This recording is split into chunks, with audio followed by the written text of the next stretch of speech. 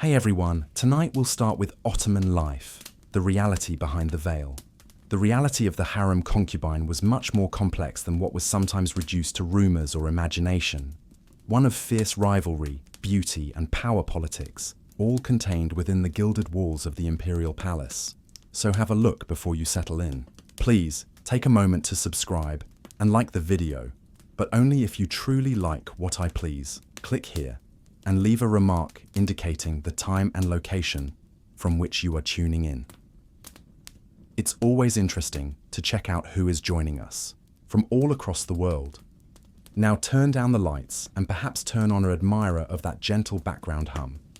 Let's take it slow tonight as you've just woken up. The good news is that there is silk satin and fragrance all around you at Cat Palace Harem. Rosewater. The bad news is that 200 other concubines are all around you, who could or might not wish to outshine you, con you, or in some situations outlive you. You wake up on a padded divan that appears to have been made by blind angels using golden thread, as it most likely was. This should feel opulent. Constant velvety pressure feels like a bell ringing, but it's not for prayer, but you only have 10 minutes to tidy yourself and get your face ready to look innately perfect, which is Ottoman for painting it like an oil painting from the Renaissance and grinning as though you adore it.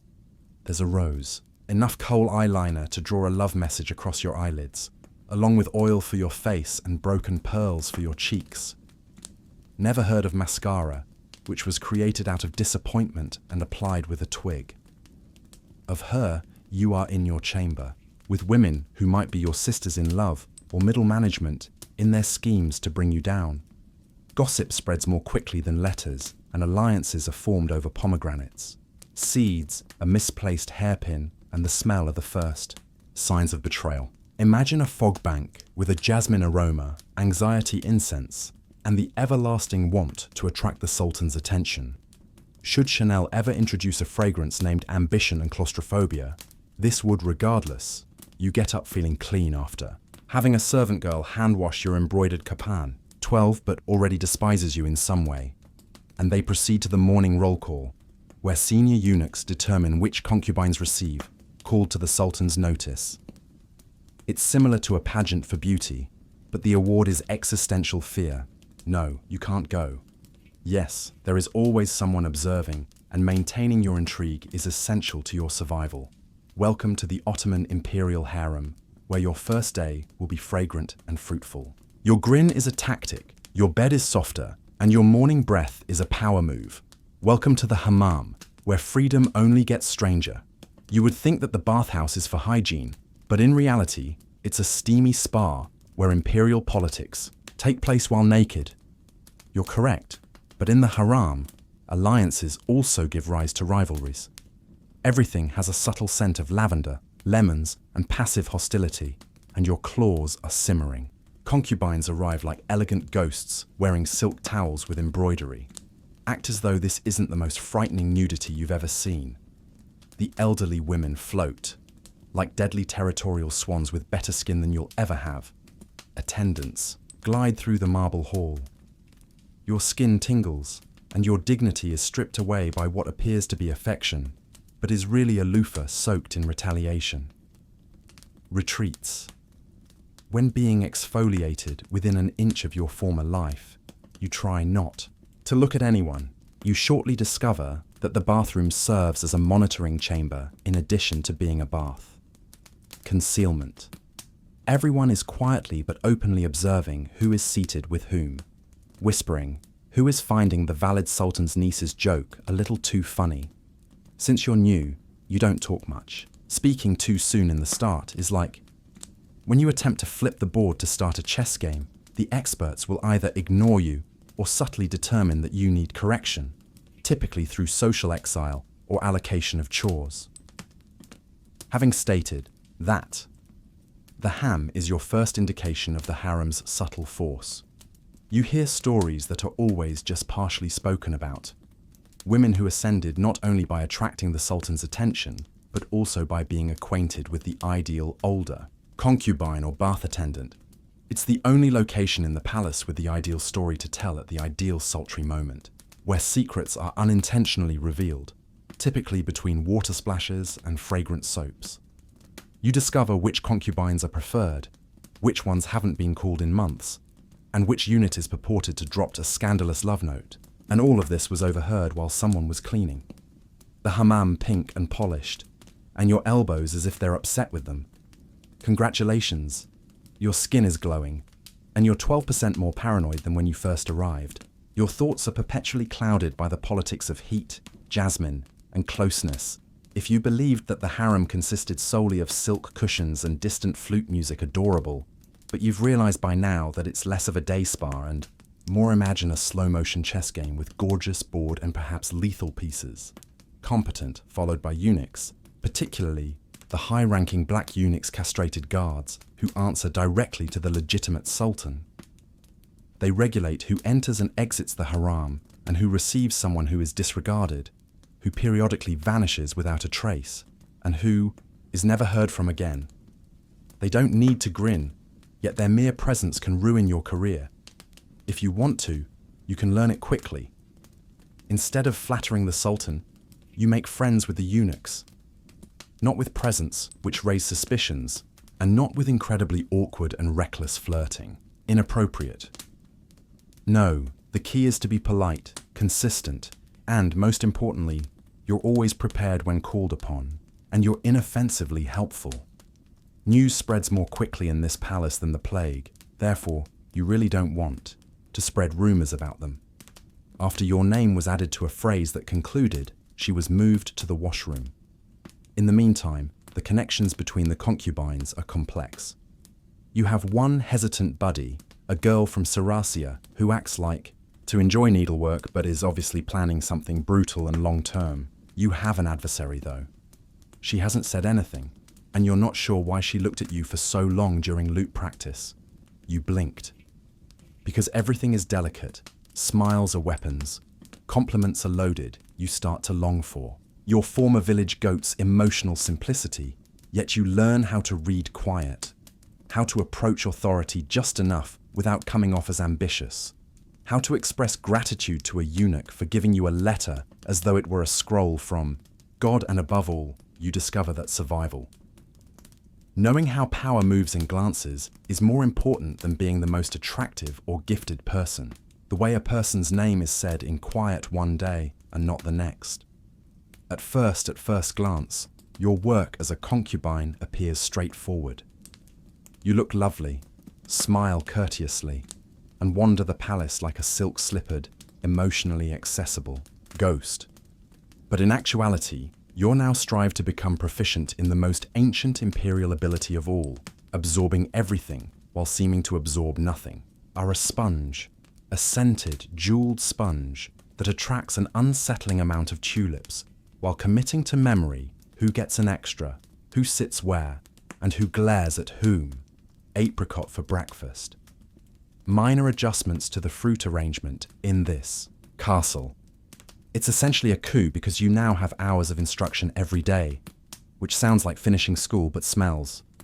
You are taught Islamic law, music, literature, and poetry, much like political grooming, Ottoman manners, and, if you're lucky, how to stay awake while dancing teachings. The goal is to appear wonderfully intelligent without being pretentious, while simultaneously being lovely. Ominous, like a decorative peacock that can recite a room without responding, but the true learning takes place. In the interim, you become aware of how long it takes for the legitimate sultan's tray to be cleared and by whom. You observe which unit enters immediately prior to receiving unpleasant news. Arrive. You learn the names of those who aren't there. You never question why. And you listen more than you. Actually, you don't talk unless someone 3 levels up asks you to, and even then, you should try to keep it brief. With a modest, perceptive, and somewhat complimentary remark that doesn't seem forced, and while, with your hands folded neatly over your embroidery, which might or might not be a deformed dove, you sit there, maintaining a silent record of all conversations in your mental scroll, alliances, slights prospects, names in particular, and you also start to comprehend the unsaid. Who is preferred, who is put up with, And who misses 3 meals? You are, currently positioned halfway between an acceptable wall and an intriguing newcomer, away from being moved to kitchen duty, furnishing. The truth is in, so don't worry. It's better than it sounds. One of the riskiest things you can do is to appear innocuous, and you're beginning to do it quite a bit. In the harem, there are 2 types of terror: the fear of being ignored, and you are flirting dangerously with the second it today out of fear of being discovered. Innocently, you are given a new robe instead of the subdued grey-blue cotton one you've been wearing for weeks, an excessively striking silk rose-coloured piece embroidered with tiny golden vines. Look at it as though the legitimate sultan's steward had just proposed to you. Eyes lowered, the servant girl murmurs, "This may indicate anything. Perhaps you're being rewarded. Perhaps it was intended for another concubine. And you're being tested. You put it on, and it fits. And now you're inside someone else's assassination scheme with extremely soft sleeves. Suspiciously well, the other women do not overtly notice you as you move through the harem hallways, which would be beneath them, but with well-timed conversational pauses, arched eyebrows, and a single look. You sit for the morning recitation, with your posture a little more upright, acting as though it's so keen that it could cut embroidered thread. Not to realize that you've been positioned a little bit nearer the front, not right next to the people who are preferred, but later that afternoon, a eunuch appears, not with the wallpaper girls either. Then there's the rose. Brings 1 pink rose to your rooms. There is only one message, no? Explanation.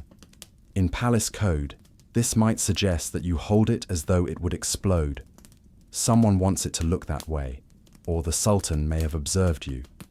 Or perhaps you're being set up for palace rumors. The safest thing to do is to play telephone, the deadliest game in Ottoman history. Put the rose between the pages of your prayer book and keep it a secret from everyone, including your shadow. You go to bed that night wrapped in rose silk, feeling like a shadow, and she gossips. The target inside a Valentine's Day card is climbing too fast here in harem. Suspicious, being noticeable is risky, but going missing is far more terrible. So you hold stance, sip your sherbet, and get ready for whatever the meaning of this robe and rose combination may be. Either everything or nothing, and both are equally important here. Terrifying dinner in the harem isn't dinner. Rather, it's a highly competitive theatre performance. Seasoned theatre where everyone dons silk and acts as though they aren't assessing their adversaries in between stewed lamb. You walk into the large dining room and sit down, keeping your distance from the not too far in the shadows. You're not yet invisible, and you haven't earned that center. The sitting configuration is a constantly changing status map. One day, you're next to the lute player who knows everyone's secrets, and the next, the food is brought on trays to a woman who hasn't spoken since 1572. By quiet unok bowls of pomegranate studded, pilaf, grape leaves, and saffron rice, crystal-glassed sweet sherbets that are all delicately delicious and oddly emotionally scary. You nibble carefully. Nobody rushes. That would be impolite. Elegantly, as though she were fed on poetry and mystery and didn't actually need food. No one laughs too loudly unless they're trying to, and conversations are quiet.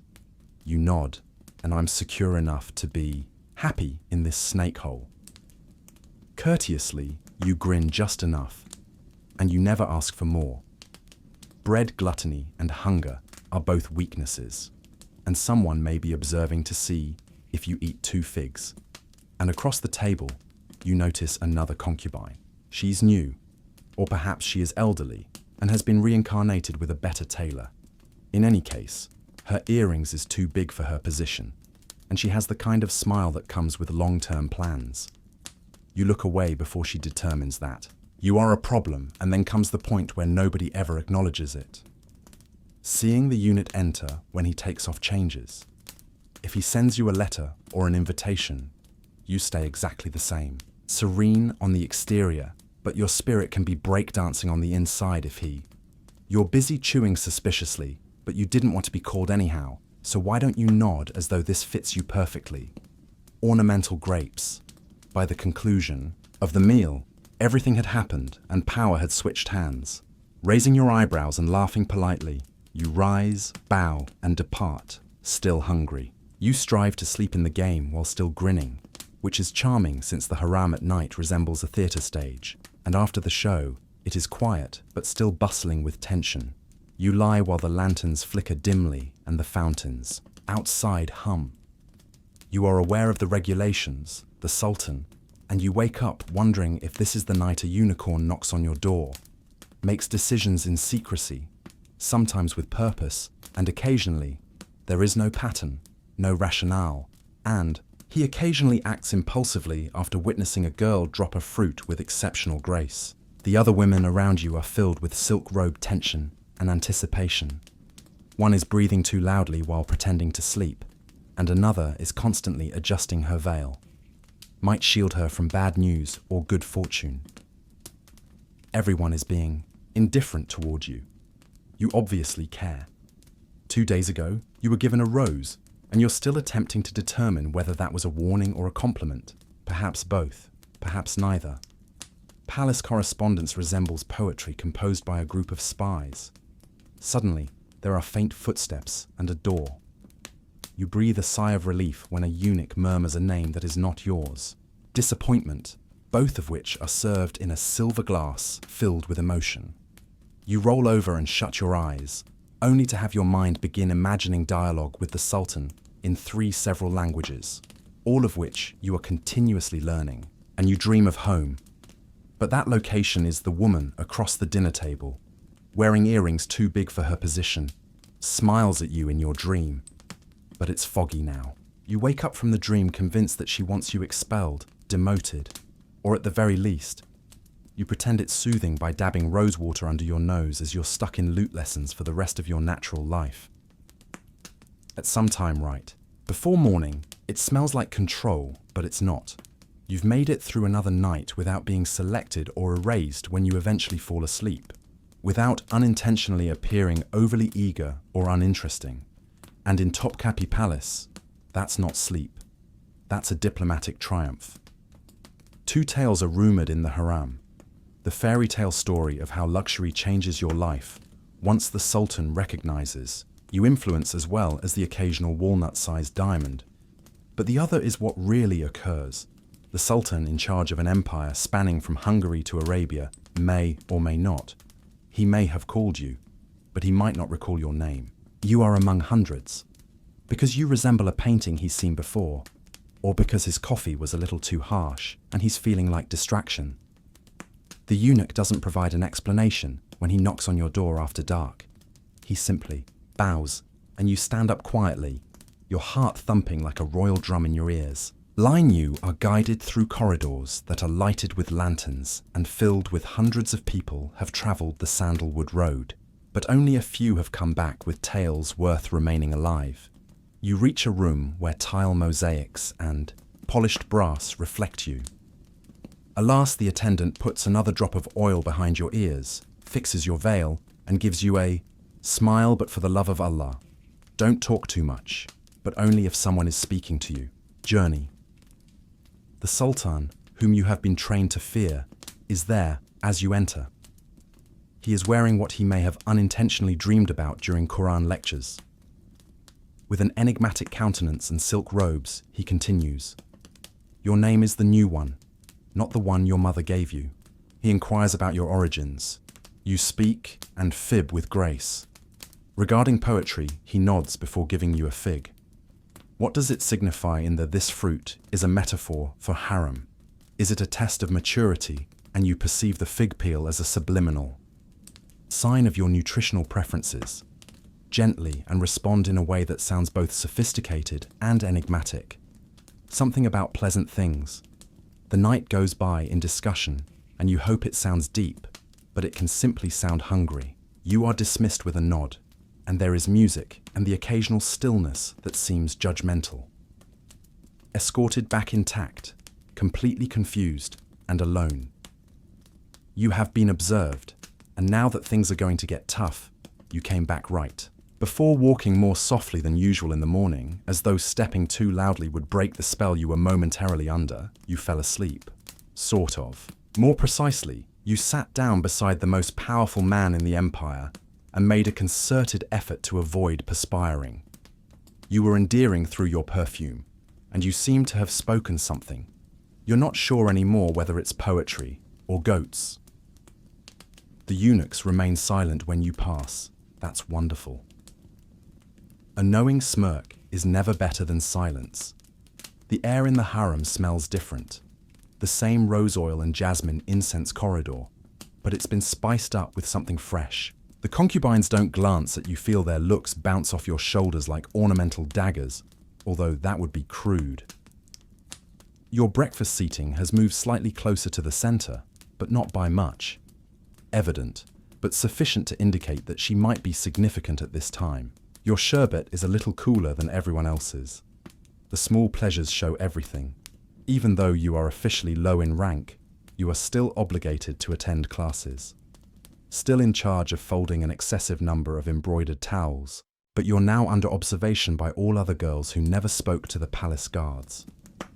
Before you abruptly wish to discuss their favorite Persian poetry passages, a servant inadvertently slips a pomegranate, a fruit linked to fertility, on. Your plate is as subtly symbolic as placing a baby cradle on your lap. Even your adversaries become more courteous, nodding gently, but maintain their wits and laughter like cats observing a flame. The older concubines don't show any emotion at all. Some of them were you 5 years ago, and 1 or 2 of them are still there. Perhaps you spend the remainder of the day doing what the harem teaches you to do most effectively, which is to appear neutral.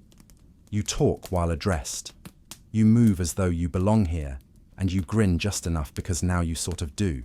But the true secret is to keep your feelings to yourself, because emotion is a currency in this castle, and yours is heavily exchanged. Now that you've ascended the palace ladder, the one nobody discusses, everyone is rushing up in there, the softest slippers that float during shifts, and don't press on walls, splits in 2 under the pressure of ambition. The first step is to escape the spotlight with your new name. The Ottoman name granted by the government is now mumbled more frequently. Not so loudly, of course, but enough that you start to think of yourself as a role in someone else's play. One day, you receive praise for your. The following time, you're presented with fig embroidery by a concubine who previously believed you were part of the furniture. You respectfully reject after being accosted by someone who would sooner poison you than advertise your breakfast. You've also been moved to a larger room, with improved lighting, 2 additional cushions, and it's a sign that you're rising when a mirror doesn't turn your face into a medieval fresco. That's not generosity. The hammam's vapor appears slowly, fleetingly, and occasionally reprimandingly. Thus, strategic modesty, a risky balancing act, begins, if you behave. If you appear too modest, you're manipulative. If you're too happy, you're conceited. It's regrettable that you tripped over your robes and fell face first onto the prayer mat, but they will still discuss. The Valde Sultan is the CEO of everything glittering and the mother of the Sultan.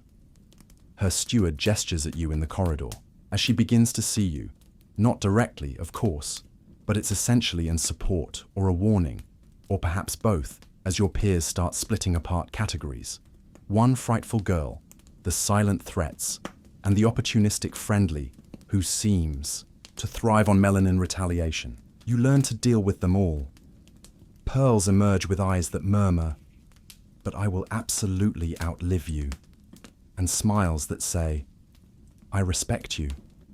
Little ones at the collar, a test, a gift, or simply on your caftan one morning. Pearls have a great sheen and should be worn with care, much like armor. Now it counts how you walk, bow, and look someone in the eye. This is diplomacy, not flirtation, and you're climbing in slippers. Cautiously, and if you fall, there are other girls on the floor who once possessed jewels as well. There are times in royal life when the Sultan's summons makes your heart skip a beat. Is the valid Sultan taking notice of one? That's a whole other league. Not only manages the harem, but also serves as its architect, guardian of alliances, and customs are kind. Grandmother 1 minute, a political storm the next. And she doesn't even give you a sidelong glance or a courteous nod today. Complete, measured, straight gaze. The type of look that implies she's aware of your originated from your destination and the way you bite on the slices of cantaloupe. You react to the only acceptable way is to bow with internal panic and external panic. Mechanical accuracy. Immediately start by lowering your gaze, just enough to demonstrate respect without being submissive. Asking you about every piece of clothing you've worn in the previous month. A steward then shows up, including a message inviting you to help with one of the valida's translation of humanitarian sewing projects. She wants to watch you in a room full of elderly people. More astute ladies who can spot ambition at 1,000 paces. You come on time, but not too early is desperate, but it's not too late. Suicidal. She sits in a quiet environment with couches, embroidery hoops, and you don't thread a needle and act like this when someone challenges you to speak first. The other women spoke courteously, but it doesn't feel like a job interview, disguised as household work. She occasionally poses a question to the valid listeners. What is your favorite surah? Where did you receive your education? And have you ever encountered someone who genuinely knows politics? You respond thoughtfully and elegantly, as though you're whole, because it does. The future depends on it. At one point, she smiles away from you, which is essentially the same thing. After it's finished, you bow once more and go. With the composure of someone who is unsure if they have been tagged for reassignment or have just been promoted to towel responsibility. Your roommate is staring at you in your chamber as if you've just gotten off a she looked at you, Dragon whispers, and you nod and smile subtly without saying anything, loudly, but you're still perspiring, and there's a knock on your chamber. Door. Not a friend's soft knock or a unicorn carrying that eager tap towels. This is a purposeful knock that has repercussions. You are being given a message. One of the Sultan's favorite consorts extends an invitation to you for a secret tea. Her name is murmured around the hall like a knife-wielding lullaby. She is strong, poised, and depending on who you accept either your best chance of surviving or the reason why girls mysteriously vanish during lunch. Naturally, you comply, as refusing in the harem is as ineffective as tossing a fig at a cavalry charge. You wear don't overspend on mathematical care because she might believe you're testing her. You choose elegance with believable humility and add a touch of flair to avoid making her feel insulted. The tea room is small, and the hairpin reads, "I'm competent, but not plotting in yet." Fragrant and eerily quiet. She reclines by herself, like a person who created the ability to recline, and her robe is adorned with threads that are likely more expensive than those in your village. Motions for you to sit, which you execute with elegance and silence while bowing slightly. She pours the tea herself, suggesting difference without seeming desperate. That's either extremely giving or highly symbolic, or both. What comes next is a masterful use of subliminal threats and indirect praise. She informs you that she has heard you have attracted the attention of She Says It, like you've unintentionally taken in a stray panther from some powerful eyes. She grins as you answer, but it's unclear if she finds your response satisfactory or if she's marking you for future reference. You discuss poetry, music, and meticulous palace procedures. She nods frequently, looks toward the door as though deciding if you're worth her time or just another entry in her pile of with a smile that could light up the world. She dismisses you after the second cup. Start or end a career. You go back to your chamber feeling worn out and a little uncertain about whether you were hired, cautioned or quietly asserted. In any case, a very significant person now knows You've already discovered that your name is both your biggest asset and your most recent burden. Like spices, words in the harem are used sparingly and always with intention. Say too little and you're forgotten. Say too much and you're exposed. However, if you become dangerous when you say just enough and let quiet do the talking. The lesson for today starts with a group of senior concubines discussing poetry in the music room. Let's be honest with each other and discuss philosophy. You are welcome to sit in, not. You show up there on time, take a test under the pretext of hospitality, and offer the required etiquette, and tuck yourself into the corner like a polite napkin. You take a sip of your sherbet. You occasionally nod. You appear curious but not enthusiastic. You chuckle, gently enough to appear human at one joke, and then one of an older woman approaches you with a question. It's not a trap yet, just a straightforward question on your opinions on a room verse. But you know what? They're not. They're evaluating your poetic taste and timing. You hesitate for a long time, just long enough to appear considerate, but not so long that it seems like you're frantically trying to think of a safe response, and then you say something that seems thoughtful, respectful, and most importantly, ambiguous. They nod, happy that you've passed. Later, you're questioned once more, this time regarding the legitimate sultan's new charity endeavor. You don't say anything disparaging, yet. You praise the beauty of the concept, without asserting that you comprehend the politics involved. You use terms like visionary and humble. You are using invisible queens to play verbal chess. The truth is that the majority of harem power is retained in quiet during a gaze. Something remains in the smile that stops short of the eyes during the pause before a response, during which everyone leans in. You leave that room, just enough to see which way the wind is blowing. Having said fewer than a dozen sentences, your name appears on 3 extra lips compared to yesterday. You're not merely getting by now, you're learning how to move in a world when words are not used with accuracy and beauty. The walls are still, listening, and silence speaks louder than words. You discover a small velvet box on your pillow as a present. There is no note or signature, bound with a dried rose petal-colored ribbon, and perhaps veiled judgment. As with anything in the harem, you open it cautiously and half expect an aroma. It's jewelry, a delicate bracelet encrusted with what appear to be scorpions. Gold and turquoise. Filigree is stunning, sophisticated and frightening because nothing is ever merely a gift.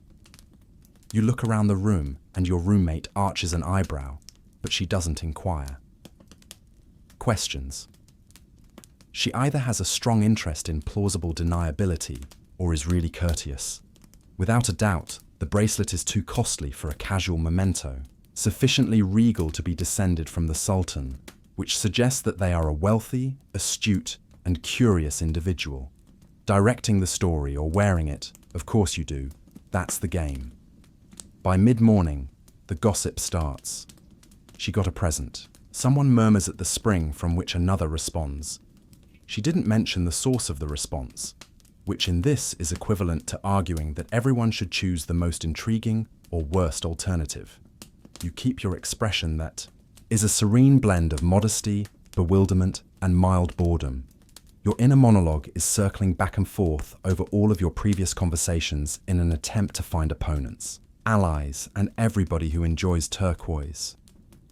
By midday, the rumors have mutated. You are said to have received a covert message, a proposal, and an inheritance that was dangerously false and inherited from the Vali Sultan herself believable. Then, the hushed caution that a servant girl may be easily demoted, ignored mutters, "Be careful who puts things in your hand when they can't say it to your face," and drops your tray. When someone subtly alerts you to potential sabotage while posing as someone else, you respond by thanking her. Clumsy. You sleep with the bracelet tucked under your pillow just in case, but you keep it on. In the harem, a gift is seldom an expression of love. Instead, it's a test, a leash, a label, or a gentle warning that rooms you haven't yet entered are being used to speak your name. And occasionally, the most hazardous thing you can wear is evidence that someone wants to claim you won. Mourning, not a grin. You are called shortly before the call to prayer, not by a servant, not by a eunuch, but by a letter that was delivered without explanation and sealed in imperial blue wax. Just a look that says it's going to change everything. You read it by yourself. The offer. The script is beautiful. It is evident that you will be promoted and relocated to more private quarters near the Sultan, is farther away from incognito, and toward the center of the palace. A promotion on paper, but in the harem, a promotion is simply a more attractive term for exposure. But then you enter the realm of actual influence politics. Intriguing, the prospect of being a consort or having a royal kid. It's where women disappear and what some women dream of, even the sultan's favorite. You have till sundown to, in response, you stroll through the gardens where you once sheltered, in the shade of older concubines. Now they appear smaller. The tulips continue to flourish like delicate flowers, and the fountains continue to speak. Secrets, but the air feels different. They're talking about your name now, and you're thinking about. Now that home is fuzzy, you consider the other girls, the ones who never rose, who ascended too quickly, those who were intelligent but insufficiently so, and you imagine yourself as the girl who came with her previous name, not the one who was taught manners and poetry. Nestled between her ribs on the evening you get dressed cautiously. One last decision.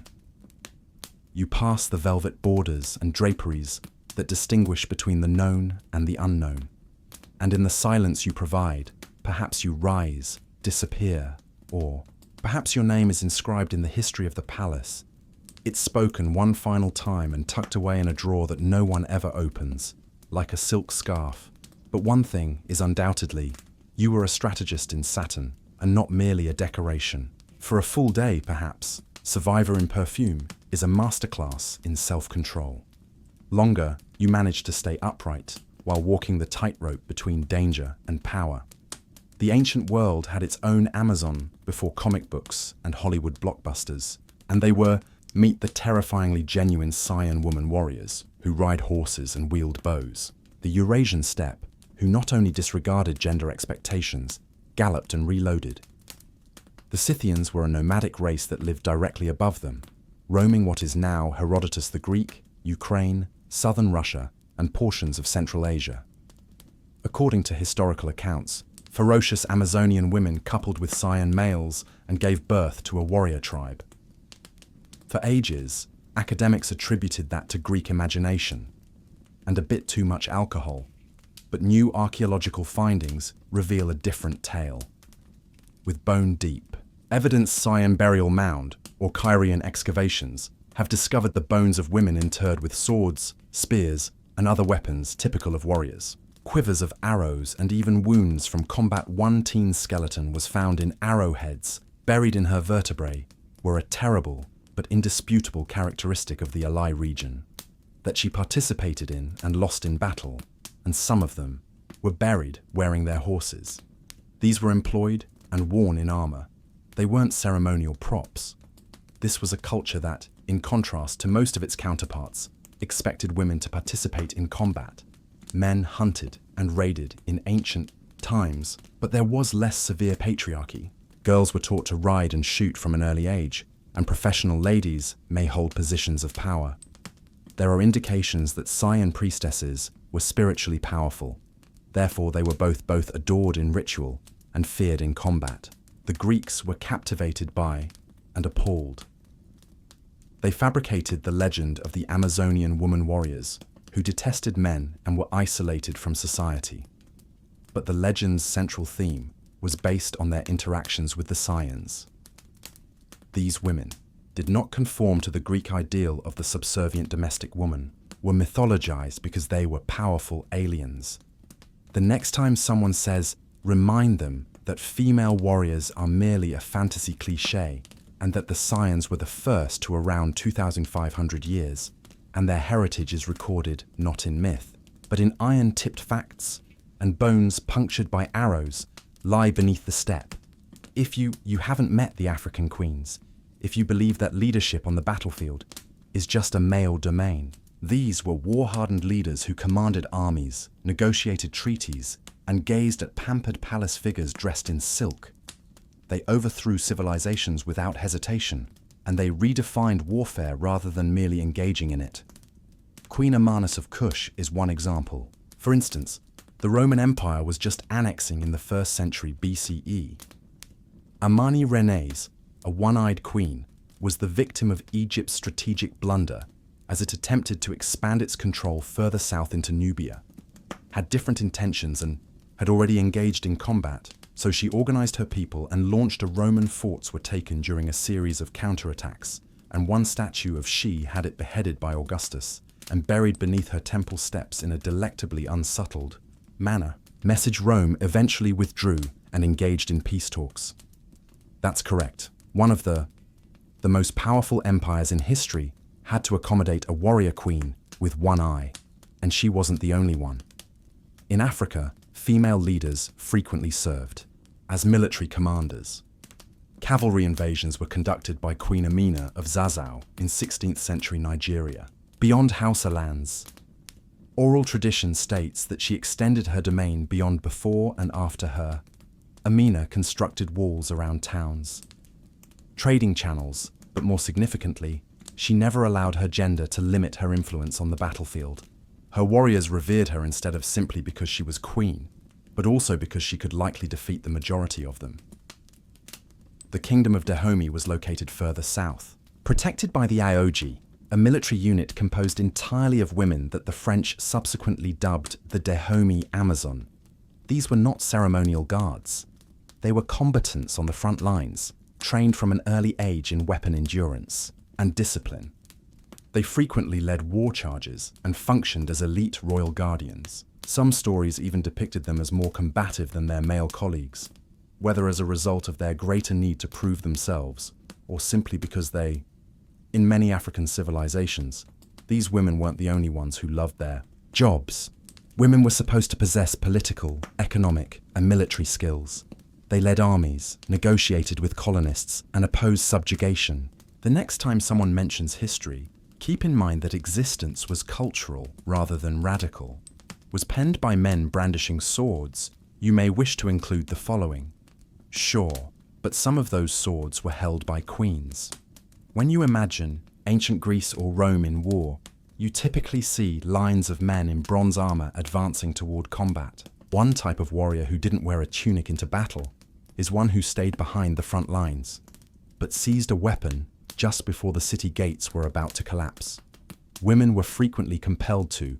They jumped right in to take up defense tasks, and in classical Athens, women were officially not allowed to serve in the military. Their responsibilities were primarily domestic, religious, or symbolic, but those boundaries quickly became hazy when invaders arrived. Greek women, for instance, provided logistical support throughout the Persian Wars, supplies for treating the injured and, in extreme situations, hurling roof tiles from hostile forces to the city walls. Not exactly the glitzy side of conflict, yet it had an impact. The Siege of Plataea in 429 BCE provides one notable instance, was when women who were confined to the city took up guns and battled alongside. According to Thucydides, the remaining defenders were crucial in the resistance. These were citizens who became combatants, not trained soldiers. Yet battle doesn't always wait, for women were officially prohibited from serving in the military in ancient Rome. Although Roman history is filled with stories about women assuming leadership roles as things broke down during the Gauls' conquest of Rome. According to reports, ladies bargained with the invaders in 390 BCE and gave their jewelry. To support defense initiatives and boost spirits during subsequent wars, such as the Roman women frequently accompanied their husbands to military camps during the Second Punic War. Some even served as informal counselors or strategists. One story that stands out in particular is the sack of Rome. When all of the Alaric Visigoths overran the city in 410 CE, aristocratic ladies like Proba and others are reported to have organized opposition, armed their slaves, and opened their estates as havens. These were active participants in the urban mayhem rather than helpless victims. Participation in survival and defense. In the past, combat wasn't limited to swordplay on a battlefield. It was fought with quick-witted bravery and even extreme desperation. And women were there in the middle of when no one else could defend their homes. It was their worst nightmare. If you were a Roman governor in Britain circa 60 CE, Boudica was the name given to the nightmare. She was more than simply a queen. She was a power, anger, rage, and vengeance. With a talent for organizing a whole population of enraged Britain into a full-scale uprising against the most powerful kingdom in the planet, Boudicca, which governed the Iceni tribe in eastern Britain. Her spouse, King Prasutagus, departed his realm after his death. An effort to ensure peace in Rome was made equally to his daughters and the Roman Empire. Rome openly flogged the area after ignoring the will and annexing it. Boudicca, and had her daughters, in a horrifying act that is still talked about today, attacked. This was humiliation as well as political dominance. Boudicca would not tolerate that. What transpired was not a small-scale uprising. Rather, it was a full-scale conflict. Boudicca emerged as the leader of the rebellion, spearheading a coalition of tribes in a campaign of scorched soil that fundamentally challenged Roman authority at the Roman town of Camalodunum, which is now Colchester, which was completely elevated. Verilium contemporary St. Albans, same as Londinium present-day London, burned to ash destiny. According to the Roman historian Cassius Dio, she was towering, frightening, and had a Tacitus, meanwhile, highlighted her red hair, ferocious demeanor, and ability to incite her men into a frenzy. Leadership and eloquence in explaining how she spoke to her soldiers as a mother who had been abused and a warrior awoken. Despite her early successes, Boudicca's army ultimately encountered a skilled. Governor Suetonius Pinus's Roman army was outnumbered and ill-prepared. The rebels were killed, and Boudicca either died in combat or was poisoned. Although other authors dispute, the Romans learnt that her defeat did not negate her influence. Their lesson and become more circumspect while interacting with tribal leaders. And the name of the lady who rocked a kingdom was never forgotten. Boudicca's uprising wasn't only a rebellion. It served as a reminder that those who were oppressed and led by someone with the most frightening power of all can be nothing left to lose. And in this instance, according to feudal Japanese law, the force was a mother with a war chariot and a long memory. Samurai are typically men, stoic fighters in lacquered armor who are devoted to deadly sword in hand. But look past the Bushido scrolls and cherry blossoms, and another type of samurai is the honoratia, or ladies who are dressed in silk and steel. Trained in martial arts and archery, the warriors were not only real, but also lethal. These noble women served as many samurai clans' unseen backbone in terms of strategy, and unlike their male colleagues, they were not usually dispatched into open field combat, but when their houses, when family honor or castles were on the line, they fought fearlessly and frequently. Tomoe Goen, a fighter from the 12th century, is considered one of the most famous onobuga, who participated in the Jinni War. As detailed in Japan's Heike Monogatari epic of honor and battle, Tomoe was regarded as an unmatched rider and exceptional.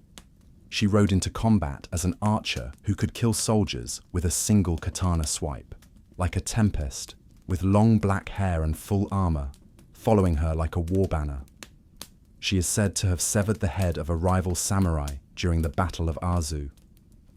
A last flash of brilliance in a single battle before fading into obscurity, like a ghost riding a horse. Next is Nanoteo, a warrior from the Boshin War in the 19th century. Since women were not permitted in the imperial army at the time, she established her own organization, an unofficial corps of. She was killed while leading a charge of female fighters using naginata pole weapons. Her final desire was to be shot in the chest by imperial troopers. These women weren't myths or tokens. They were buried with dignity by her sister to prevent the enemy from claiming her body. We're preserving the principles of bravery, loyalty, and bushido as part of the martial tradition, self-sacrifice. In times of war, like Japan, some even underwent the same training as their male counterparts. As it consolidated and modernized its military might, the honoraria were marginalized and their narratives diminished to legend, but the blood-soaked history of samurai in Japan still reflects reality, conflicts and sieges of castles. Women's blades were honed equally frequently and equally. The Roman Colosseum is a monument to testosterone, entertainment, and cruelty. Fueled brutality, with sweaty men engaged in deadly combat and lions spearing. Slaves. But what if we told you that the fighters weren't always guys who died? The lesser-known reality of female gladiators lies behind the myth of the Roman gladiator. Despite their rarity, gladiatrices were real ladies who weren't present. They practiced in the same ludi while fighting in front of boisterous crowds to offer refreshments. Gladiator schools, and were frequently subjected to titillation as well as Roman emperors, particularly those with a penchant for theatre like Nero, and the shock factor of female gladiators in fighting was something Domitian adored. Yes, but they are also strong fighters in their own right. There is conflicting evidence. But striking A. Hackonasses, marble carving depicts two female Amazon and Achillea engaged in fight.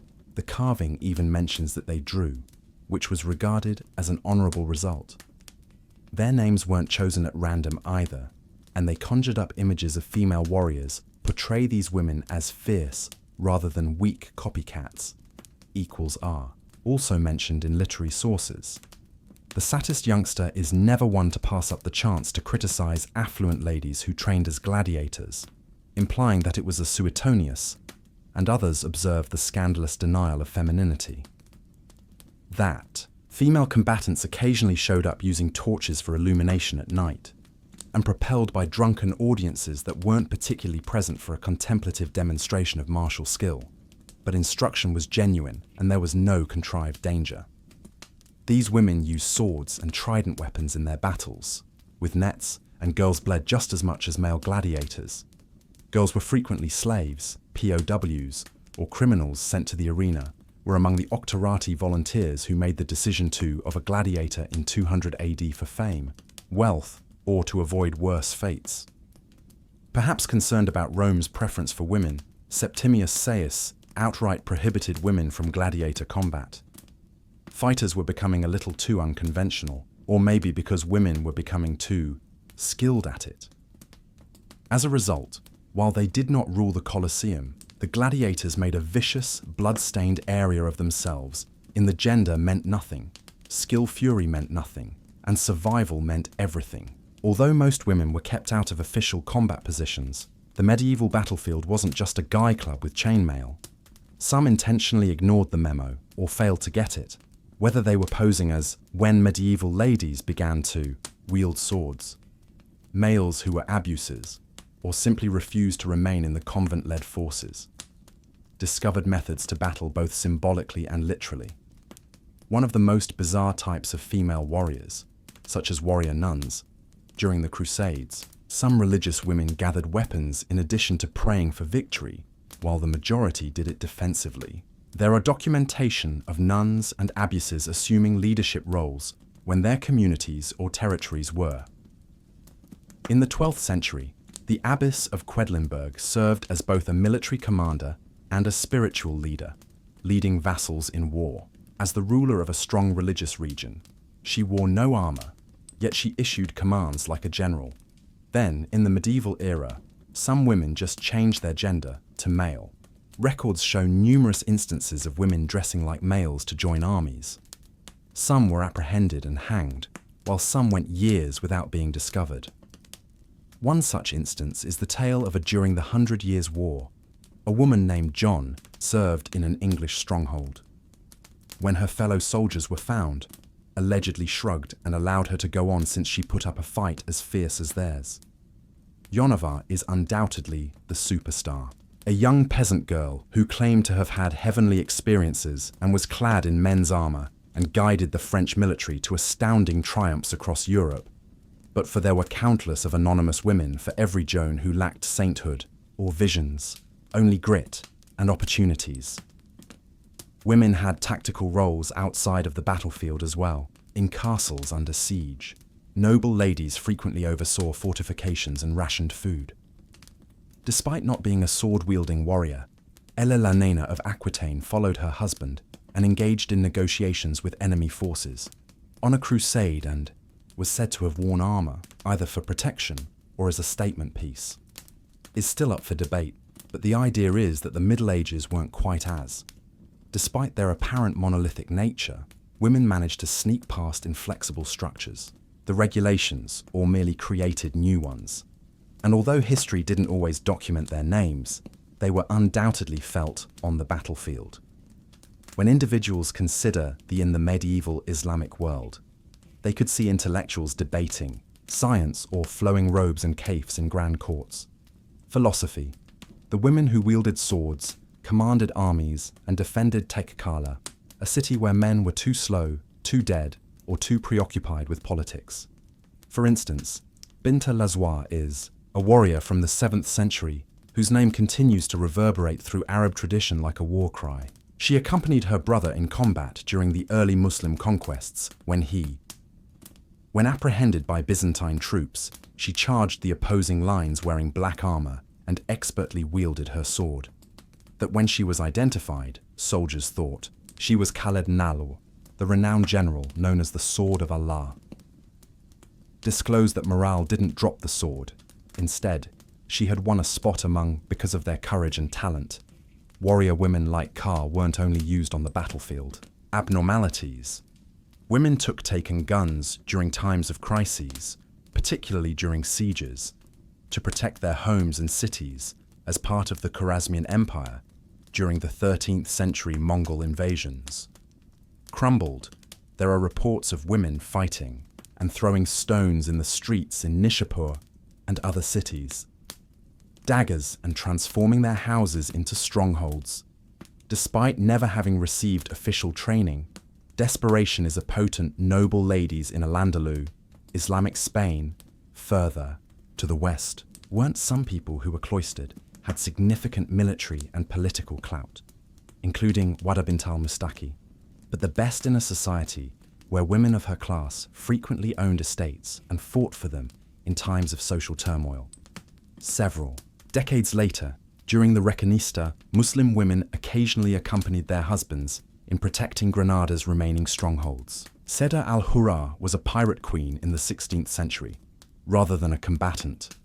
She commanded European ships being intimidated by fleets in the Western Mediterranean. In alliance with the notorious Barbarassa of the Ottoman Navy, she served as both a naval commander and a political figure. In many Islamic communities, the concept of modesty coexisted with the menace of the sea. The veil fell off and the sword emerged when armies faltered and towns burnt due to the necessities of the situation. For generations, history recalled them as soldiers who rewrote the norms, rather than as women who disobeyed them. According to history texts, men commanded men, fought men, and died in war, joyously as ladies in the background tended to their wounds or grieved while they waited. Yet pierce the surface and another tale emerges. The tale of ladies who didn't wait to receive an invitation to that they frequently showed more bravery than glory when they crashed the battlefield. African queens who outwitted empires were probably influenced by Scythian horse archers, who created the Amazon myth.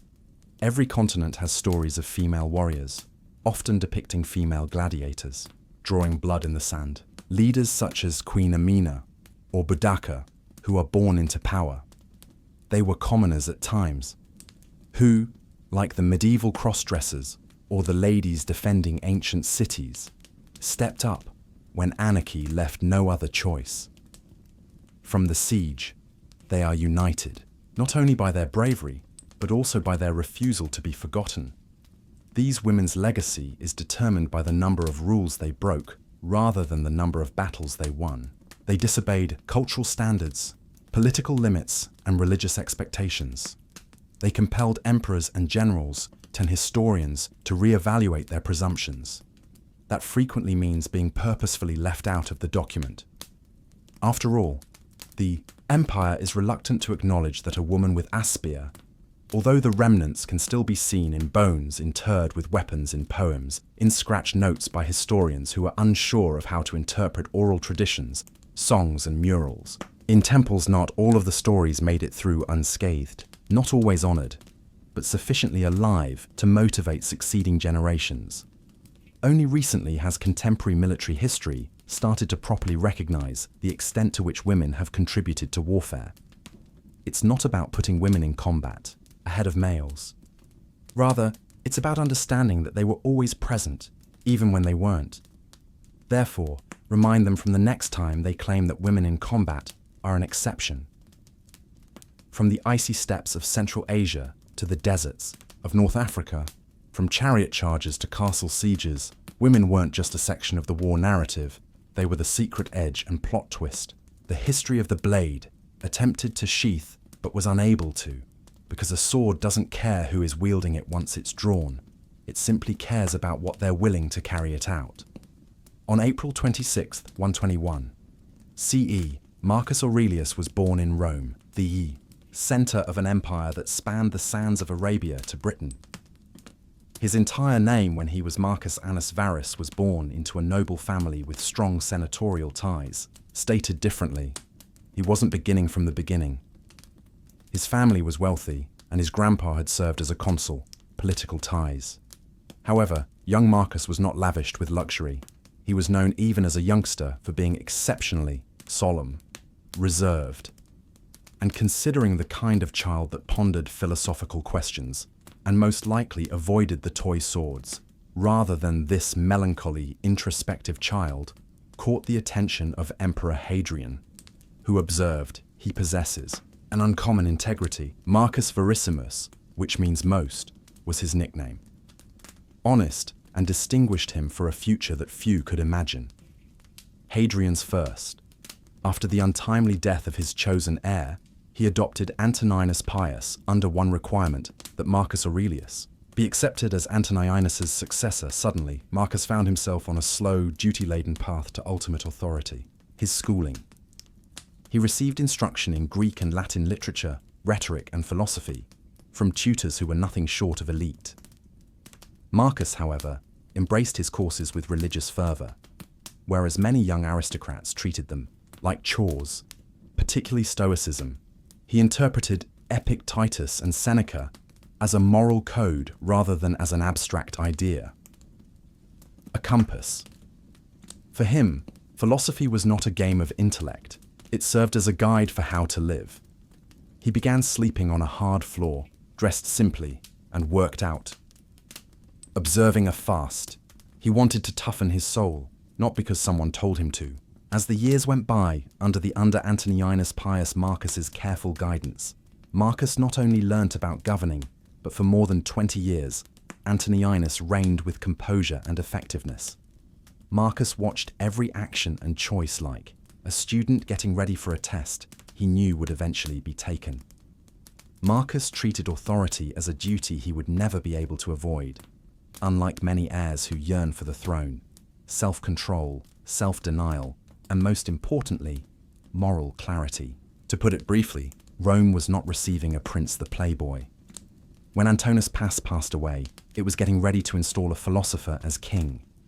Marcus Aurelius eventually took the throne in 161 CE. However, true to tradition, he didn't celebrate his victory with a jubilant display. Rather, he insisted right away, Lucius Varus, his adopted brother, will share that authority. It was a politically charged action. Rome was too big both practically and in humility, complicated and, to be honest, too volatile to be handled by one guy, even in practically every aspect. Philosopher Lucius Verus was Marcus's antithesis. Marcus was disciplined and stoic. Varus enjoyed gladiatorial combat and lavish feasts. Marcus used candlelight to study philosophy. Lucius employed actors and chefs.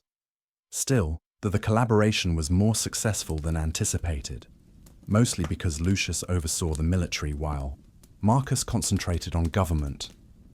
Furthermore, there were plenty of military crises in ancient Rome. The Parthian Empire was only a few months into their shared rule. The eastern adversary of Rome believed it was time for a dramatic outburst. Lucius Verus was in charge of the campaign, while Marcus was in charge of logistics and resources. The conflict continued 4 years, but it concluded with a Roman triumph.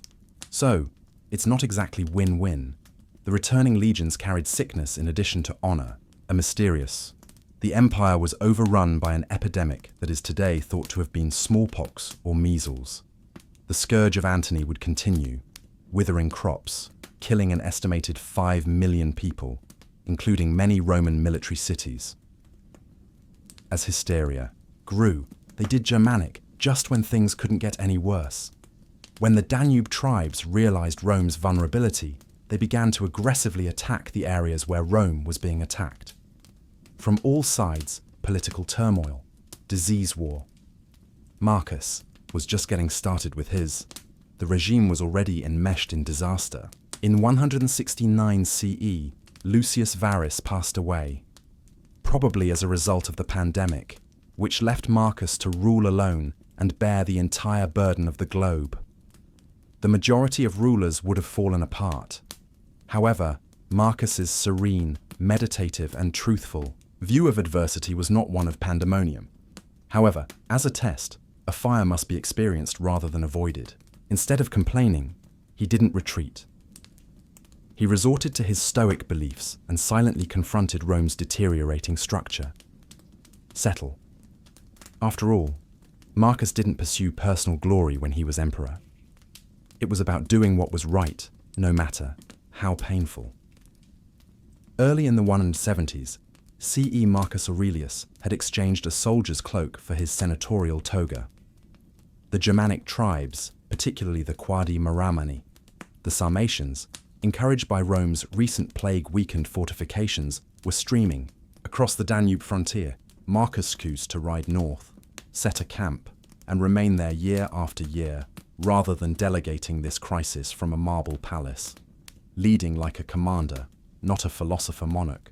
From the front lines, it was in Marcus wrote about these severe frontier conditions, which were characterized by dirt, cold, sickness, and continual danger.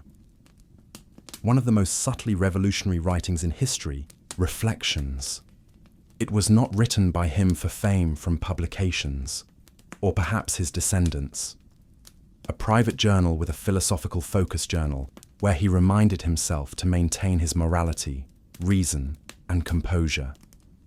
In a world gone insane, where triumphal arches were constructed by other emperors, Marcus constructed and within the fortress. He was examining fortifications or negotiating 1 minute. Alongside tribal chiefs, he was writing things like, "You have power in the next." Above your head, not external circumstances. Recognize this and you'll discover power that wasn't the plan for the campaign. It was only upkeep. The conflicts with vicious Germanic tribes weren't easily subdued. They were familiar with the terrain, were desperate and used guerrilla methods. Marcus, however, persisted in changing Roman military strategies, such as rearranging legions and making difficult decisions, offering non-Romans and slaves military positions in return for their allegiance. While traditionalists complained, Marcus didn't give a damn. He required bodies rather than bloodlines. In spite of ongoing pressure, Marcus resisted the need to be mean. His generals advocated for campaigns using scorched earth. He frequently chose diplomacy. He prohibited needless killing when cities were captured. When tribes gave up, when he offered them autonomy and land rather than annihilation. Even in combat, he, like a man holding onto a raft during a storm, they adhered to Stoic values. He was aware of the irony. The man who appreciated, despite being one of Rome's most combat-weary emperors, he handled everything with gloomy grace. He wasn't battling for glory or conquest. He was engaged in combat to defend a collapsing empire, and possibly to see if, spoiler alert, philosophy could endure in the blood and grime of actual life. Despite leading troops and battling border invasions, Marcus Aurelius's greatest lasting legacy wasn't created with a sword, but with a pen instead.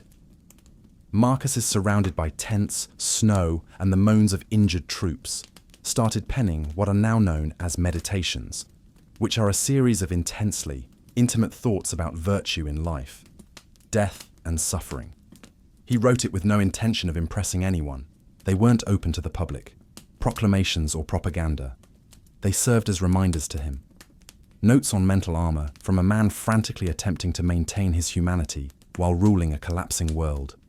Don't waste any more time debating, regarding what a decent man ought to be B1. That isn't an emperor's voice. Enjoying the glory.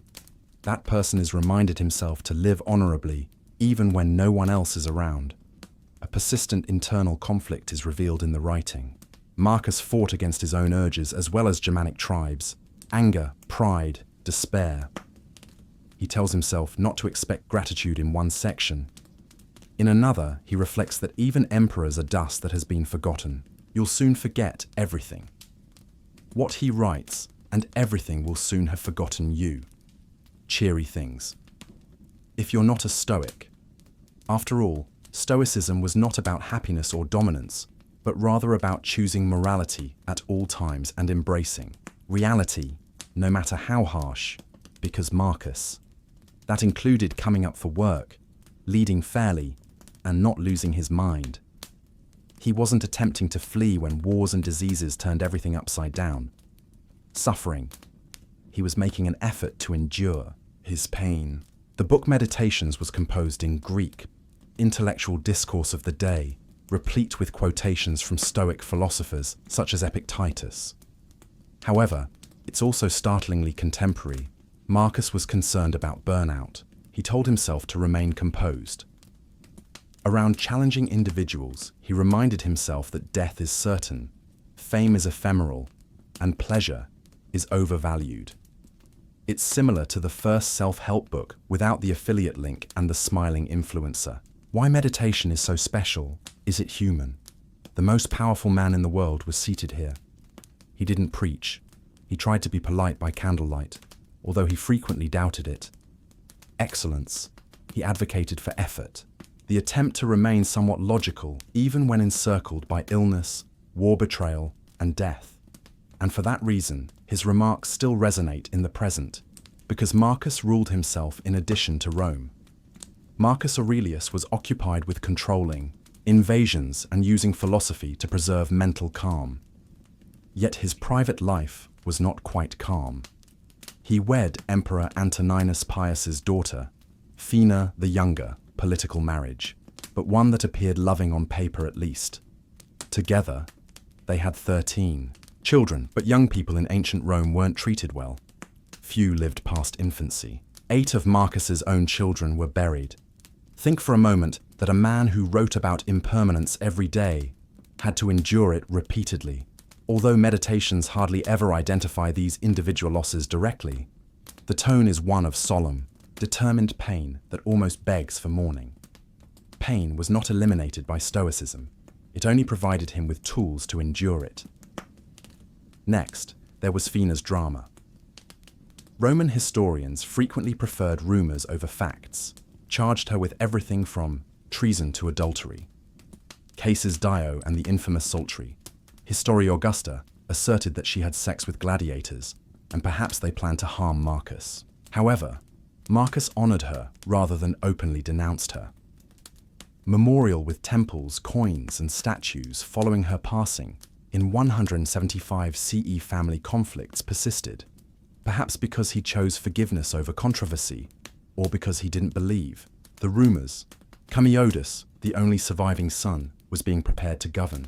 Let's just claim that Commodus's temperament and ideas were different from those of his father, whereas Marcus, while writing reflections on self-control and humility, young Commodus was said to have been more interested in lavish performances, wrestling, matches, and self-exaltation. Still, Marcus, despite indications that Commodus would be a risky decision, adhered to the Roman custom of hereditary succession. Refusing to deviate from tradition, Marcus appointed Commodus co-emperor in 177 CE. Choice that would have a lasting negative impact on his legacy. The pressures grew both domestically and internationally. Marcus seldom experienced calm, either from chaos outside or from personal heartache, yet he never gave up on his responsibilities.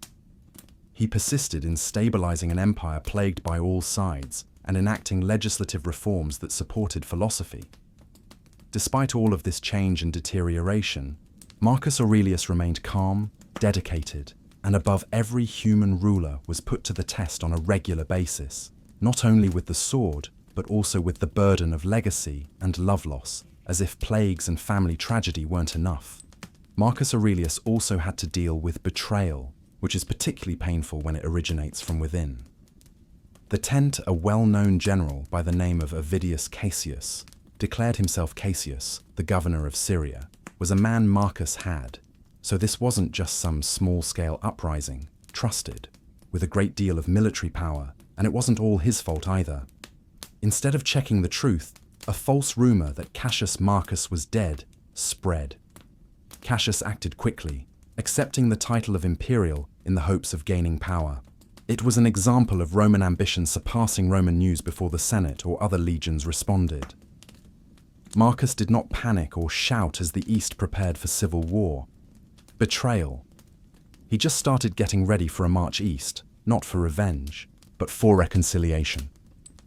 Incredibly, Marcus even thought about forgiving Cass because he thought, mercy in putting unity ahead of pride. His writings and ideas reveal a man resolved to stop additional violence, even if it meant pardoning a man who attempted to take his throne. It was the ultimate act of stoicism, remaining composed not only in the face of turmoil, but also personal slight. But Marcus had never before had the opportunity to show such mercy. He was able to go to East Casus before being killed by his own officers, most likely. His head was brought to Marcus as a present because they were afraid of what the emperor's coming would mean for them. Marcus allegedly sobbed. Marcus saw rebellion as a tragedy rather than merely a challenge to Rome's power. Represented the eroding foundation of imperial allegiance and the encroaching instability that would eventually suffocate the empire following. The uprising, Marcus traversed the eastern. He conducted public rituals in the provinces, not out of anger, but with ceremony, pledged allegiance, and made sure that nobody, particularly the soldiers, misinterpreted his intentions, but that the empire's fissures were growing as the virus drained the populace. Even Rome's inner circle had started to bleed, and the borders were still. Despite what Marcus seen, he continued to trust in morality, justice, and reason. One stoic breath at a time, he attempted to patch Rome back together, even as it started to fall apart. As Marcus Aurelius neared the end of his life, he wasn't lounging in a marble mansion or resting on his laurels. Once more on the frontier, engaged in combat with the Germanic tribes along the Danube, returned to the battlefield in spite of his advanced age and failing health. Since Marcus and duty never retired, and the Maremanic Wars had drained Roman resources and morale for years, and Marcus understood that this wasn't just. The Germanic tribes weren't raiding for territory. They were doing so to survive. Sport. As part of a chain reaction that would ultimately result in the migration, they were being driven south by other migrant groups, centuries after the fall of Rome. Yet Marcus was still active in the 170s. CE he overhauled the frontier defenses and did everything he could to keep the line. Refugee tribes as devoted Roman allies, and carried on penning philosophical essays between campaigns. In one unsettling meditation section, he tells himself, "Don't pretend that death looms over you if you live for 10,000 years. These weren't abstract reflections. These were the ideas of a man who was well aware that his time was running out in 180 CE, while serving in Marcus Aurelius became gravely ill in Vienna today. Most likely as a result of the same, he reportedly called his son Commodus to his side and offered him the cure for the disease that had plagued his rule. Whether it's practical, philosophical, or urgent advice is lost to history.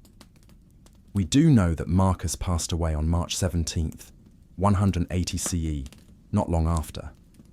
Surrounded by warriors instead of senators or scribes, his passing signaled the end of the Pax Romana, or Roman peace, as many historians refer to it. It also marked Commodus will take the throne at the end of Rome's period of philosopher kings. But, be warned, he was not Marcus. Instead of a spectacular start, Marcus's eyes would quietly close and the gradual disintegration of. There was no spectacular farewell address or triumphal procession, just a dying monarch in a killy northern outpost, continuing to reflect and do what he always did. Completing his position to the end, Marcus pursued immortality via character rather than monuments, and he replaced Marcus Aurelius, who had dedicated his life to teaching restraint, temperance, and consequently, the gods gave him Commodus. When Marcus passed away in 180 CE, he gave the empire to a 19-year-old who seems more interested in gladiatorial combat than in stoic virtue. In cosplay, Commodus enjoyed dressing up as Hercules and fighting in the arena, calling himself the Roman because Humility obviously missed a generation. Hercules was not just ashamed, but disastrous under Commodus. Rome plunged into paranoia and debauchery, administrative disarray. He was unpopular with the Senate, wore expensive spectacles, and where Marcus had viewed authority as a holy burden, he arbitrarily executed opponents.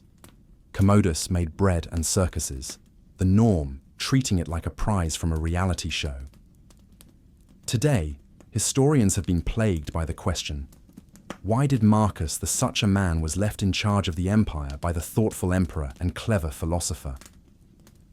Was blind love a poor decision, or was Marcus too enmeshed in custom and Roman thought? Of dynastic continuity, he felt he had no other option. In reality, Marcus had alternatives.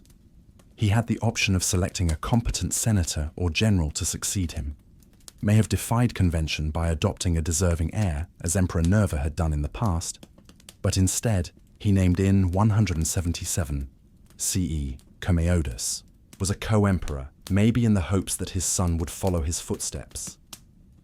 One of the greatest ironies of ancient history is that he didn't. Emperor who penned Meditations, a timeless treatise on human nature, was unable to, or would allow his own son to serve as the archetype of imperial failure. And Marcus wasn't oblivious to Hison's shortcomings. His works contain indications of disappointment and caution, discusses the qualities that Commodus embraced, such as flattery, pride, luxury, and excitement. Nevertheless, Marcus never rejected him, whether due to duty or love. He passed the torch out of tiredness, and then observed the fire devour the Commodus's reign, would come to an end when he was assassinated, and his death would a dismal conclusion to a reign. Rome enters the year of the 5 emperors. Known for his stoic fortitude, Marcus had used his knowledge and determination to keep the empire intact. Commodus ripped it up with show and vanity, but maybe the most even emperors cannot predict the future. They can only influence how Marcus Aurelius passed away almost 2,000 years ago. But his impact has. He was a unique kind of monarch who never truly left us. He was not only a guy of power, but also a man of principles. His writings from conflicts and restless nights endured the fall of empires. The development of religions and time to become one of the most cherished intellectual writings. In his legacy is contradictory because, as an emperor, he had to persistent conflict, rebellion, and personal loss. However, he is still revered for his intellect rather than his triumphs or monuments, restraint, kindness, and an unwillingness to allow total power to corrupt him. He didn't claim to be divine, but instead of calling for devotion, he explained in simple Greek how to be a better person and live each moment as if it were your last. Even contemporary intellectuals from Marcus is still cited by politicians, CEOs, athletes, and psychologists. Aurelius's comments might be found in business guidelines, therapy sessions, posters, and why, at private times of stress, because he didn't speak like a monarch, spoke as a flawed person frantically attempting to maintain his composure in a crumbling world. But despite his wisdom and dominance, Marcus's legacy is also tragic, signaled the end of Rome's heyday, while his son Commodus hastened. The fall and future of it seems as though Marcus was the empire's final moral compass, as emperors would hardly ever equal his dignity or self-control. Perhaps the most eerie aspect of his narrative that the man who understood was before the fever started. Something oddly permanent was left behind by impermanence better than anyone else's. His bloodline faded, but his meditations were frank and intimate. His dominion fell. Because they were never intended to, the unpolished survived, were never altered or ready for public consumption, which is what gives them their immortality. They are the whispers of the heart, of a public figure, the journal of an emperor who merely desired to live a good life, die a fair death, and leave the world without worse than he discovered it. And perhaps that's all any of us can do in the end. Marcus completed it in one stoic, breath at a time, sandals on horseback, holding a stylus in ancient Babylon. Justice was not merely administered by monarchs. Rather, it was engraved in stone for everyone to see around 1754 BCE. King Hammurabi ordered a tall stele with what would turn out to be one of the first and most significant legal codes throughout human history. The Hammurabi Code, which stands more than 7 feet tall, and the black basalt monument, which was carved in cuneiform writing, was intended to convey both order and authority that did more than merely rule. It also issued warnings. The Hammurabi Code included 282 statutes that address everything from theft and assault to trade and family issues. However, it was not democratic. These laws were a reflection of a culture that was inflexibly hierarchical, where punishments differed significantly according on your social standing. For instance, if a nobleman fractured the bone in a blatant instance of the famed eye for an eye theory, another nobleman was punished by having his own bone fractured. The punishment in this system was only a fine if the same aristocrat fractured the bone of a slave or commoner. The laws placed an emphasis on individual responsibility and were proportionate to both the crime and the status of the person implicated.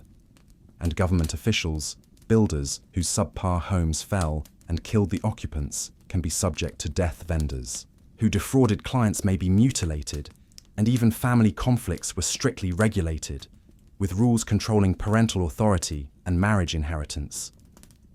Particularly severe penalties for adultery, theft, and false accusations were frequently imposed by death or humiliation in public. What was innovative about the code stood in public areas and was noticeable in addition to its content. Engraved with the picture of Hammurabi obtaining divine power from Shamash, the justice and sun gods, was propaganda supporting the notion that Hammurabi reigned by divine right, not just a legal text. Even though the Code of Hammurabi may appear harsh by today's standards, his regulations were holy and unchangeable, created the idea that laws were to be expressed in a uniform, easily readable manner. It substituted arbitrary judgment with formalized standards, so establishing the foundation for subsequent legal frameworks throughout the ancient world and continuing to captivate ethicists, historians and attorneys alike in Babylonian justice, possessed a chisel and was observing. It wasn't blind. In ancient Egypt, justice wasn't the Egyptians believed in Mahat, a cosmic force that was more than just a legal idea, more than just a goddess. This celestial ideal embodies truth, balance, and moral order. Mahat stood for the universe's very foundation, and pharaohs ruled not only with authority but had the duty to protect Mayat, and they did so in cooperation between society and God's nature. In contrast to the established rules of Babylonian justice was more case-specific and adaptable. There was no one legal code carved into stone. Rather, judges are frequently clergymen or prominent officials. Mahat in their decisions, but this permitted context-sensitive judgments.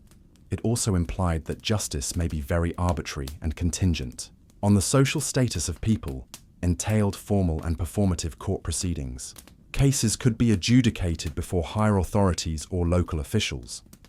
Depending on the seriousness of the cases, plaintiffs and defendants submitted their versions of written records, contracts, and testimonials were crucial for events and witnesses, and petitions were kept on papyrus, which at the time was a comparatively sophisticated record-keeping technique for common punishments such as fines, beatings, or forced labor for offenses like stealing or assault. More serious crimes since blasphemy and tomb robbery were considered crimes against both the state and the gods, these might result in execution, occasionally by drowning, fire, impalement, or even posthumous. Perhaps the most memorable image is the punishment of defilement of the dead to impede admittance into the afterlife. The Book of the Dead, which weighs the deceased's heart against the feather, is the source of Egyptian justice. Amit ate the heart of Ma'at if it was heavy with wrongdoing. Lion, crocodile, hippopotamus, and the soul was destined to perish if the soul was permitted to enter the field of reeds, an endless paradise balanced with the feather. In Egypt, justice was inseparable from spirituality. The courtroom served as a sacred space rather than merely a place of dispute, place where, in contrast to Babylon's strict regulations, divine order was maintained. Egyptian justice followed the moral currents of Mayat, rewarding and punishing those who lived in accordance with the truth. Those who upset the universe's equilibrium in ancient Greece, especially in the 5th and 4th centuries BCE, Athens' conception of justice was drastically different from that of the gods. Unlike the king-centered systems of Egypt and Babylon, the Greeks started experimenting with a revolutionary justice system based on civic discourse and public involvement. It wasn't flawless by any means. However, it established the groundwork for numerous contemporary legal theories. Athens' democracy provided each male citizen's ability to take part in the legal system as a jury, plaintiff, or defendant. There were no professional jurors or attorneys in place of large juries. Sometimes numbering in the hundreds were chosen at random from the populace. These jurors were in charge of hearing cases as well as trials were frequently brief, and convictions and punishments were decided without appeal, finished in a single day, and each party had a water-measured length of time to make their case. Instances varied greatly and included theft, slander, and a clock known as a clepsydra, infidelity, violence, property disputes, and even offending the gods could be tried. But fines or exile were more common penalties for minor infractions. Serious offences could result in execution, especially where treason or religious sacrilege are involved. For instance, Socrates was infamously given the death penalty for allegedly influencing young people and showing disrespect for the gods. Crucially, written law codes were not a part of Greek justice systems, accessible to everyone, even though some laws were publicly recorded. The majority of the legal, because only a small, literate elite possessed knowledge, results frequently relied more on rhetoric than precedent. An intelligent speaker, or a wealthy one who could afford to have a professional orator speak for them, had a distinct benefit. Persuasion and performance were strongly linked to justice.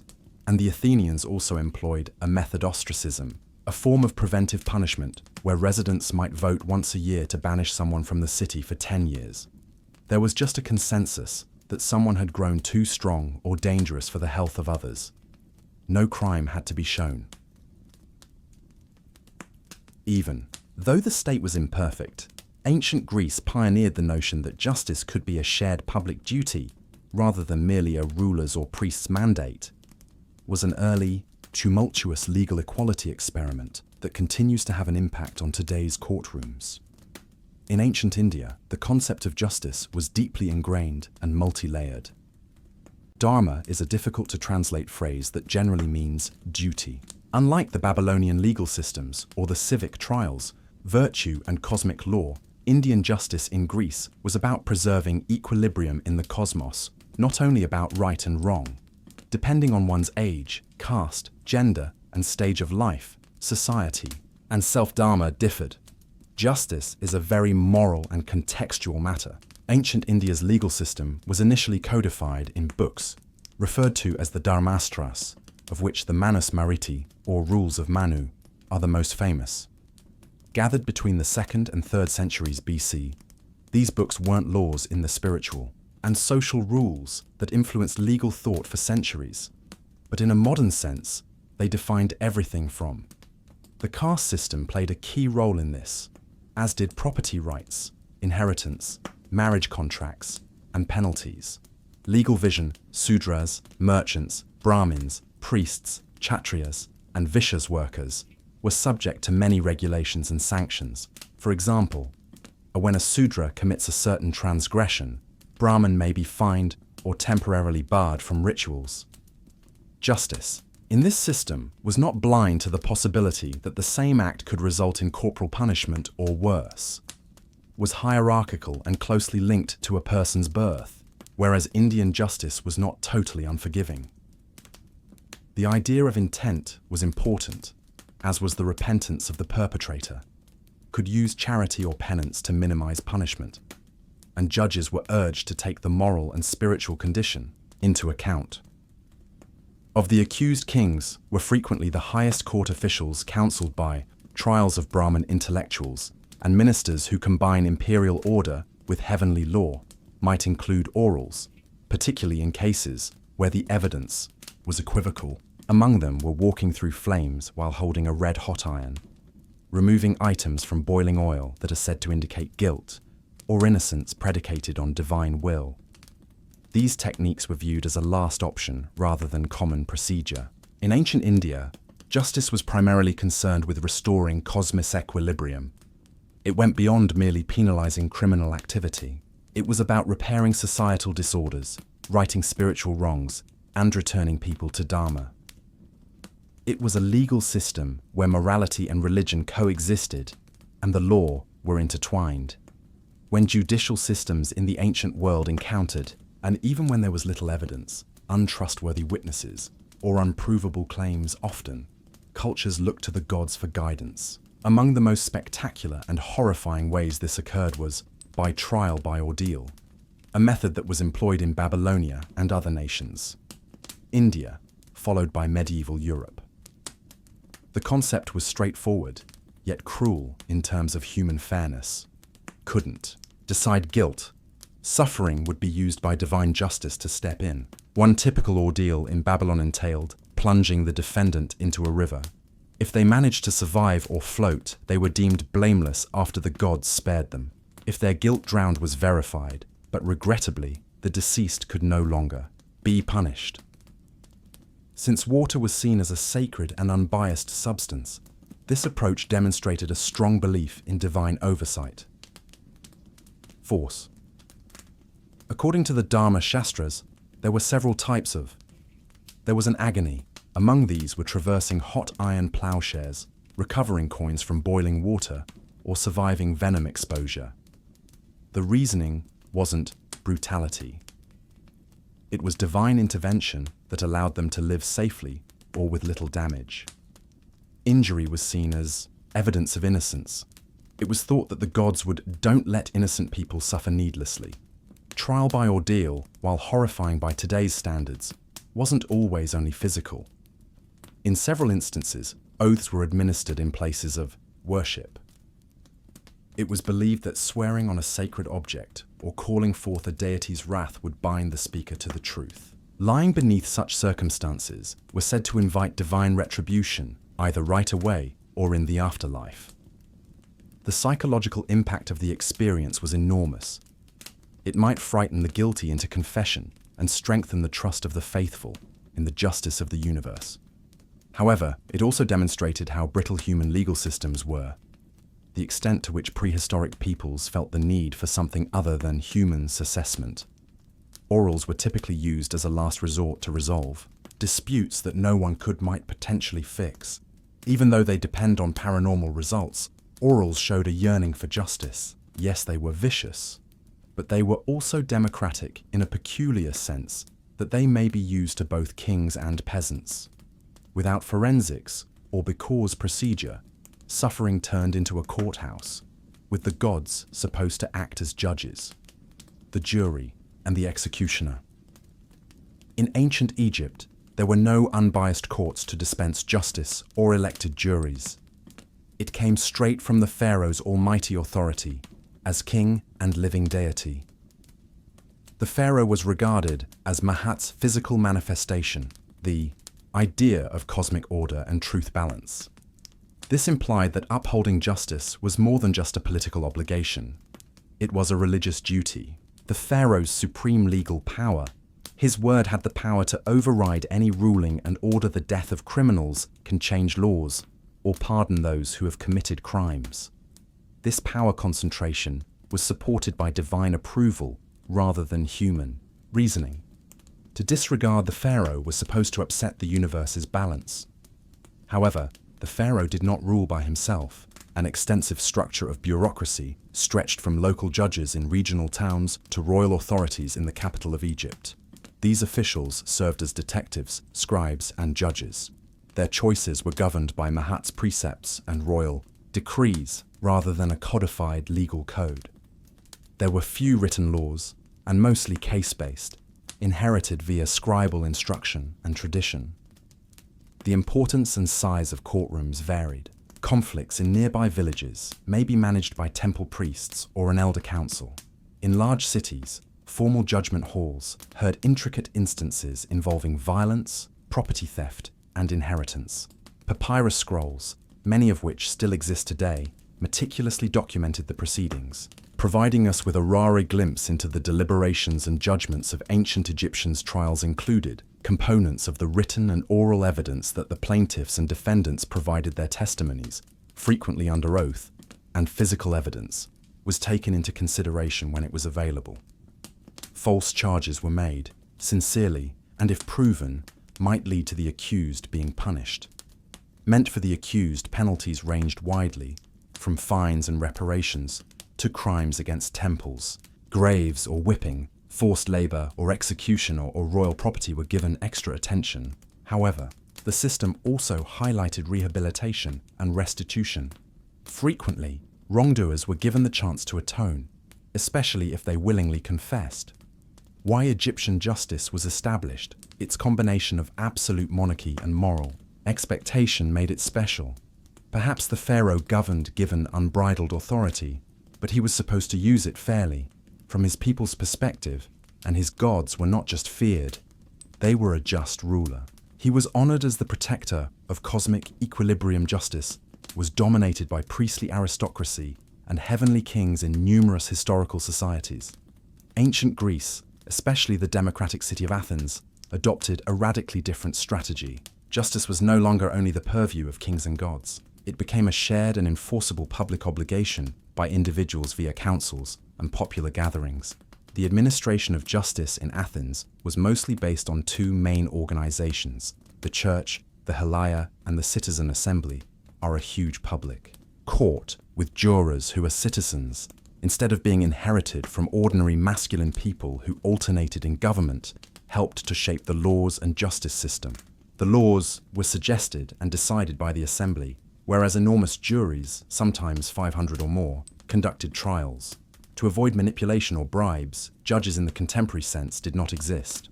Rather, magistrates chosen by popular vote or lottery conducted trials and made certain that protocols were adhered to, but the jurors were chosen at random, from people over 30 who rendered the decision without a debating room or an appeals process. Penalties were decided by a vote immediately following the determination of guilt, and verdicts were definitive. This framework favored persuasive speech over supporting data. Plaintiffs and defendants were forced to hire knowledgeable attorneys or represent themselves, orators to compose speeches for them. Rhetoric was clever and all. Influencing public sentiment could change the result, although this system encouraged civic involvement. Additionally, it implied that justice may be unjustified by the law and more regarding persuasion. For specific political issues or state dangers, special councils or assemblies were called. Ostracism was one well-known process where voters exiled anyone judged a threat to democracy once a year. No crime had to be committed, simply a general agreement that someone's influence was harmful. 10 years of exile without a trial or a defense. In spite of its faults, strong new concepts were established by the Greek council-based system. The significance of free discussion, peer review, and the idea that the law belongs to the individuals. It was messy, emotional, and occasionally unfair. However, it was also revolutionary. Greek justice was public. The courtroom was a stage, and the citizen served as the judge, performance in which all men participated and where the people briefly possessed the reins of authority themselves. Justice in ancient India was not limited to courtrooms. Penalties. The idea of karma, which holds that every action has moral consequences, was entwined with it. Spiritual repercussions in this life as well as the next, in contrast to the Greek civic. Trials are Egypt's royal decrees. The focus of Indian justice was on a cosmic ledger where no transgression escaped final responsibility. Karma was not a legal principle. It was a moral rule incorporated into Buddhist and Hindu Jain customs. Good deeds produced favorable results. Yet, even though it wasn't immediately evident, evil deeds cause sorrow. A criminal may avoid, the world itself would balance the scales, but human justice would. This conviction encouraged moral conduct even in their lack of enforcement. Ancient India did, however, have organized legal systems. The Manusiti and other Dharma Shastras provided guidelines for both individual behavior and court proceedings, certain responsibilities for every caste member and social role, demonstrating that justice was not a universally applicable concept. Kings were expected to govern in accordance with Dharma. Failure to do so may have both political and spiritual repercussions. The karmic idea of justice was further developed by Buddhism, which first appeared in the 5th century BCE.